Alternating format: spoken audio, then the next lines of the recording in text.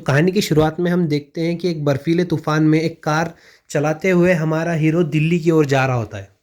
दौरान रास्ते के साइड में खड़े रहकर उसे एक शख्स गौर से देखता है। आगे बढ़ने के साथ उस हीरो के सामने एक बड़ा सा पेड़ गिर जाता है। मदद मांगने पर वो आदमी उसे कहता है कि मेरा दोस्त का घर यहीं पास में है, आप हमारे साथ चलिए। उस ऑफर को स्वीकार करके वो उनके साथ चले जाते हैं। वहाँ उनसे इंट्रोड्यूस होते हैं कई लोग, जिसमें से पहले हैं हरिया भाई, उसके बाद जस्टिस आचार्य और ऐना। कपड़े गीले होने की वजह से वो उन्हें नए कपड़े और ड्रिंक्स ऑफर करते हैं। वो यहाँ पर इंतज़ार करते हैं अपने चौथे दोस्त का। ऐना और समीर ये दोनों कैमरे में जाते हैं, जहाँ पर उन्हें कई सारी पेंटिंग्स दिखती हैं जो कि ऐना ने बनाई होती है। उन पेंटिंग्स की तारीफ कर कर समीर ऐना को 2 बटरफ्लाई देता है, जिन्हें देखकर ऐना काफ़ी खुश होती है। इसके बाद वहाँ पर जैदी साहब की एंट्री बताई जाती है। जैदी साहब आते से अपनी नॉलेज का एक अच्छा प्रदर्शन करते हैं। इन सब के मिलने के बाद वहाँ पर एक प्लान तैयार होता है, जिसके अंदर वो बताते हैं कि वो यहाँ एक गेम खेलते हैं। अपनी अपनी बातों को सामने अपने पेश कर कर वो खुश तो होते हैं, मगर अंदर ही अंदर कुछ ना कुछ राज यहाँ पर छुपाया जा रहा है। समीर से उसकी ज़ाती ज़िंदगी के बारे में सारी जानकारी ले लेते हैं। जब ये सब ड्रिंक्स पी रहे थे तो समीर के सिगरेट केस पर जैदी साहब की नज़र पड़ती है। जैदी साहब समीर को उसकी तरक्की का राज पूछते हैं। समीर बताते कि किस तरह से उन्होंने ये सारी चीज़ें हासिल की। इसके बाद वो बताते हैं कि वो एक गेम खेलते हैं। इसके अंदर वो बताते हैं कि वो पहले क्या काम करते थे, जिसमें जैदी साहब प्रोसिक्यूटर, जस्टिस आचार्य जज और परमजीत गुल्लर डिफेंस की तरह काम करते हैं। वह बताते हैं कि वो कई लोगों के साथ में ये गेम खेल चुके हैं। इस गेम का तरीका इस तरह है कि वो पुराने किसी केस को या फिर जो नए लोग हैं उनके किसी केस को वो यहाँ पर लड़ते हैं, जीतते हैं और उसका पनिशमेंट या सज़ा जो भी होंगी वो बताते हैं। इस गेम के दौरान समीर ऐना की तरफ ज़्यादा ही रुजू रहते हैं। ऐना को अपनी बातों में फुसलाने की कोशिश करते हैं। एक वक्त में ऐना के काफ़ी करीब होने की वजह से ऐना अपने पास का चाकू उन्हें मारने की कोशिश भी कर सकती थी, लेकिन समीर उसे छोड़ देता है। इसी तरह आगे इस खेल का शुरुआत होती है, जिसमें गुल्लर साहब डिफेंस की तरह समीर के वकील बनकर सामने आएंगे और उन्हें कहा जाता है कि आप अपना केस अपने पसंद से चुन सकते हैं, लेकिन समीर ये नहीं करते। वो कहते हैं कि जो भी प्रोसिक्यूटर उन पर केस लगाएंगे वो उसके खिलाफ में खड़े रहने के लिए तैयार है। इस तरह इस खेल की शुरुआत होती है। काफ़ी बार समीर को इस चीज़ से डर भी लगता है और अंदर ही अंदर वो काफ़ी घबराए हुए होते हैं, लेकिन ऊपर से वो ये सब नहीं दिखाते। डिनर होने के बाद इसमें एक और कैरेक्टर है जो है जो यहाँ पर काम करता है। इस खेल की शुरुआत होते से ही जैदी साहब समीर की पर्सनल लाइफ के अंदर घुस जाते हैं। वो धीरे धीरे उसके सारे पुराने राज को कुरेदने की कोशिश करते हैं। इसके अंदर एक नाम निकलता है ओसवाल। ओसवाल समीर के बॉस होते हैं। ओसवाल के खिलाफ उनके मन में गुस्सा, नफरत और अपने आगे बढ़ने की ख्वाहिश, ये सब जैदी साहब देख लेते हैं।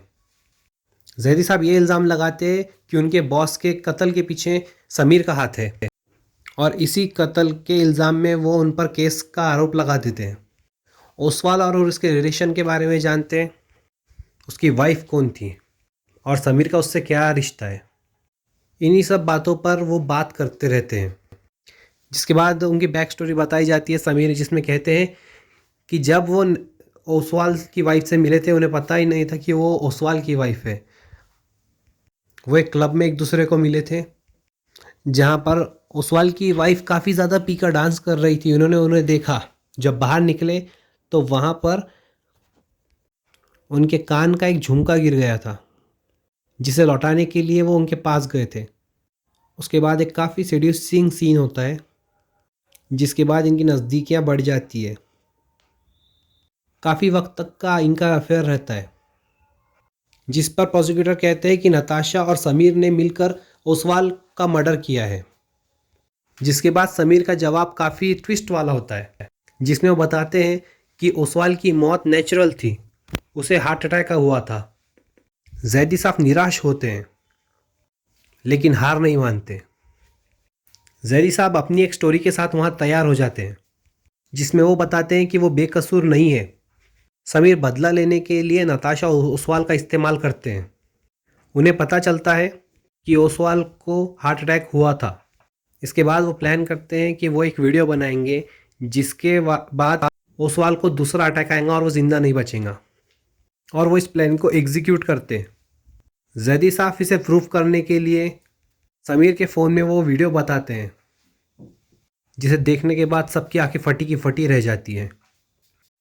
गुस्से में आए हुए समीर अपने आप ही सब सच उगलने लगते हैं, कैसे उन्हें वो नताशा ओसवाल ने फंसाया और ओसवाल की हत्या की।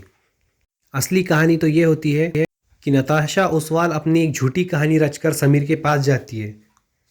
उसे कहती है कि पोटेशियम से उसकी मौत हो सकती है।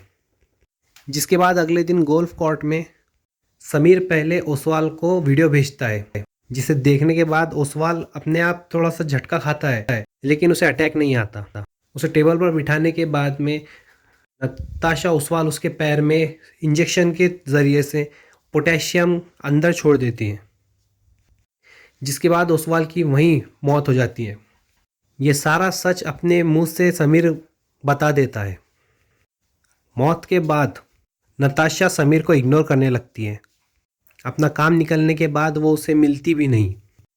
35 दिनों तक समीर उसे ढूंढता है और कई वक्त के बाद वो उसे मिलती है, जो कि उस शख्स के साथ थी जिसने ये सब प्लान बनाया था।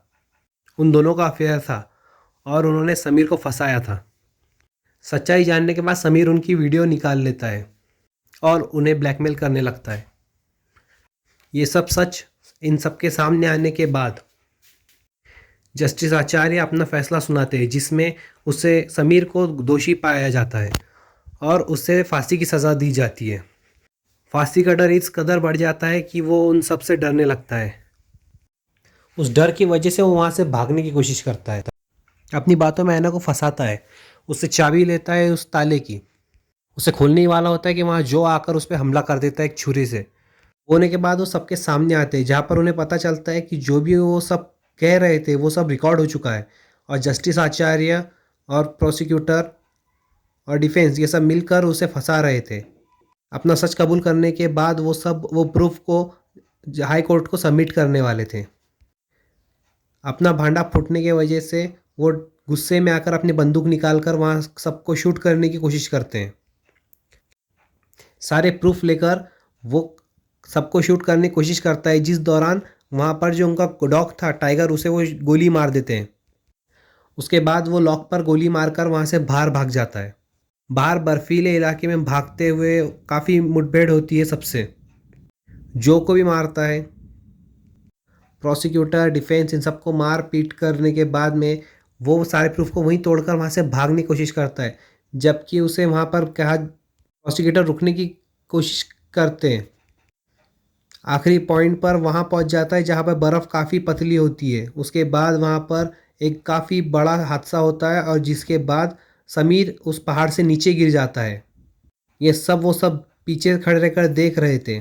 उसके बाद ऐना वहाँ आती है और अपने दोनों बटरफ्लाई को वहीं पर फेंक देती है। 2 दिन के बाद सीन बताया जाता है जहाँ पर ऐना पेंटिंग कर रही होती है, जिसमें समीर और वो बटरफ्लाई दिखती है। जज साहब और डिफेंस वहाँ पर चेस खेल रहे होते हैं और टाइगर भी अभी ज़िंदा है।